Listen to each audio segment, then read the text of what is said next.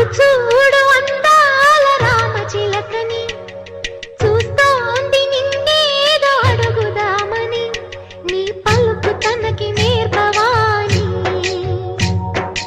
ఇటు చూడు చిన్నారి లేడి పిల్లని, పడుతోంది లేస్తోంది ఎందుకో మరి, నీలాగా పరుగు చూపుదామని.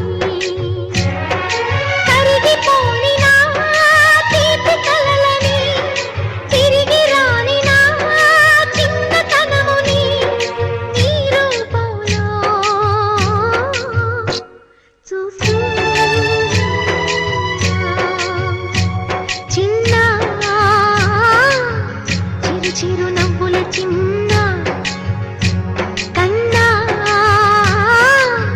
చిటి పొట్టి చిందు